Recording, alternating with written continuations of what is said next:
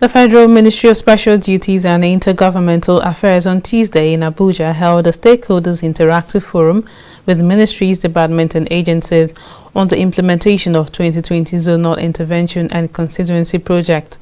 Captain Correspondent Mavis Akol, who was present, says the Stakeholders Interactive Forum is aimed at briefing stakeholders on critical roles expected of MDAs, as well as providing guidelines for effective monitoring, evaluation and verification of payment of zonal intervention and constituency projects nationwide. Take a listen.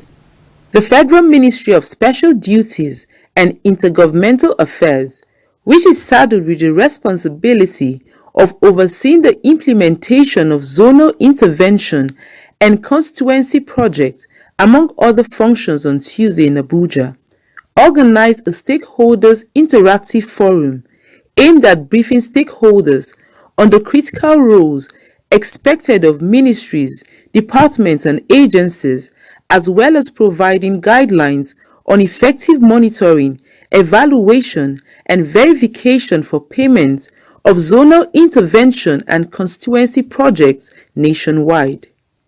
During the interactive forum, the Minister of Special Duties and Intergovernmental Affairs, Senator George Akume, says the overall objective of implementing these projects and programs is to ensure speedy and even development at the grassroots in line with the federal government's agenda.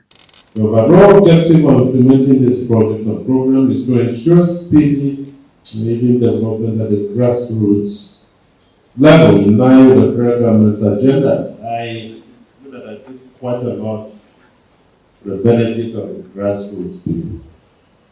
I will give you just one example. There are many, so many of these projects. When I decided to buy and purchase, to get up 500 in my constituency, I advised them strongly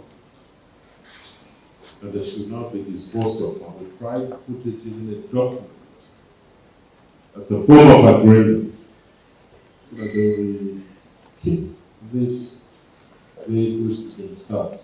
While stating the aim on the zonal intervention, Senate President Ahmed Lawal says the projects are capable of impacting on the areas they are domicile, aside taking development closer to the people. I want us all to understand that there are challenges, and there are challenges of communication. Let the citizens of this country and the politicians or the elected members and the civil servants sit down and synergize and be very, very frank and honest to one another.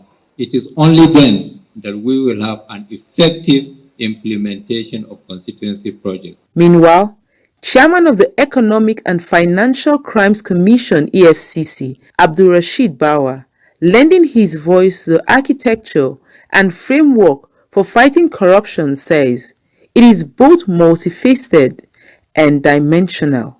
The architecture and framework for fighting corruption is both multifaceted and multidimensional.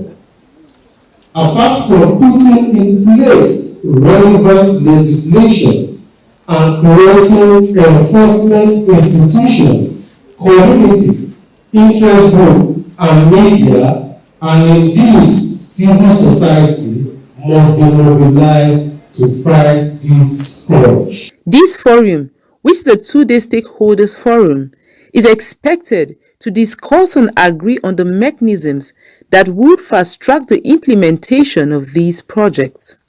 Also, attention was drawn to the decision of the Federal Executive Council to the effect that maintenance and training clauses should be included in contract agreements for supply and works.